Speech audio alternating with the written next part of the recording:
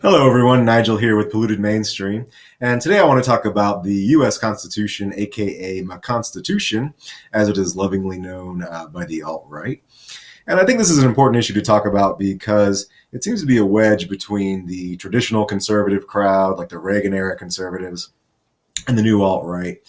And I think it's important that we sort of hammer out the issues that divide us because even if the conservatives are not the ideological closest relative to the alt-right, I think that they could be easily converted once the country gets a little worse or once people start getting red pilled a little bit more and like the mainstream media fades away. So it's important to hammer out those issues before we get to that point so we can like unite quicker, change the country quicker, get it back on the right track quicker. So I want to talk in this video about the conservative perspective on the Constitution, the alt-right's perspective, or at least what I understand them to be. And finally, after that, I want to talk about how we can sort of see eye to eye on those things and get this whole issue out of the way so it's not just like a point of contention between us. So first I want to talk about the conservative perspective. Now, if you listen to mainstream conservative, like I'll pick Sean Hannity because he's a mainstream conservative that harps on the Constitution a lot. And I don't really recommend that you listen to Sean Hannity because he's pretty insufferable.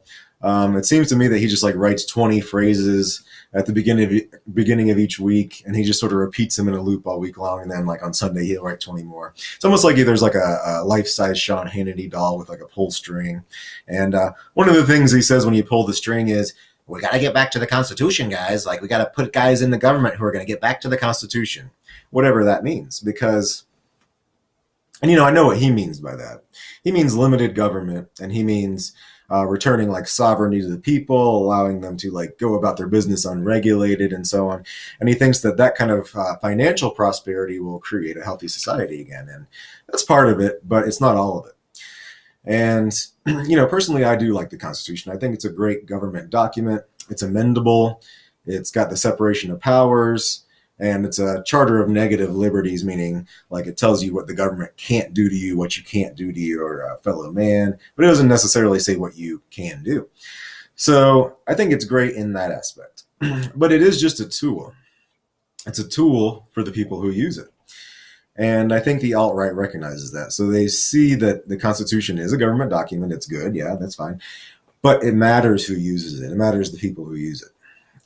And what do we want to use it for? What do conservatives want to use it for? Well, I think conservatives would like to see a return of traditional values in this country, just like the alt-right.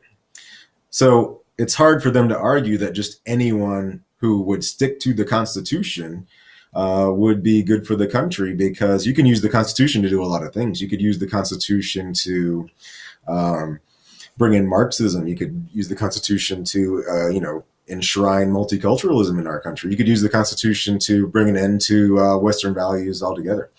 So it's not just using the Constitution, people who use the Constitution and play by the rules. It's people who are doing it for the right purposes.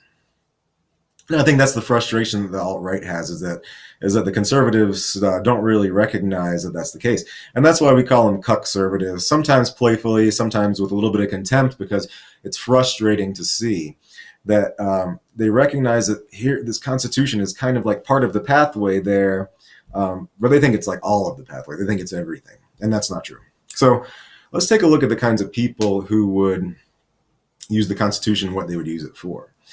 So would blacks use the Constitution to return to traditional values? What is their track record on traditional values? They don't seem to stick in traditional families. If you listen to rap music is very hedonistic and materialistic. So I don't think that they would resist globalism with the Constitution. I think that they would, tear both of those things apart, or at least they would disregard those things. And so Western values wouldn't flourish if blacks were the majority in the country. How about Arabs? Do they respect free speech? Do they hold that as one of their values, or free expression? No, not really. I think that they would not interpret the Constitution to allow everyone to have free speech. How about Hispanics?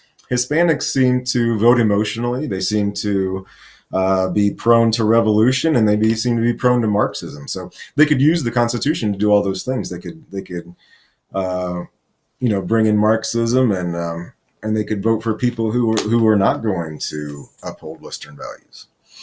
So I think it does matter who uses the Constitution. Let's talk about white people. Are they the ones to do it? Well, yes and no. See, the hard truth is that Hispanics, blacks, and Arabs didn't make this country the way it is now. White people did. White people allowed multiculturalism in. White people allowed the Marxist thinking in, and they allowed globalism in. And the reason I think they did that is because of money. So it's more than just race, but race has a lot to do with it. I think the white people would be the ones who would most likely use the Constitution to return to Western values. So that's who I would be most comfortable handing the reins to, as far as, it's not just anyone who would use the Constitution. It's the people who are going to promote your own values. So that being said, what can we do to see more eye to eye with the conservatives on this issue? Well, one thing I think we can do is just keep the information flowing, keep our ideas flowing. I think that once enough conservatives get kind of red-pilled, then they're going to lose this idea that the piece of paper, the Constitution, is just enough to keep this country safe. I mean, look how the left twists the words now. They can twist words to mean anything. Look what freedom of expression means now.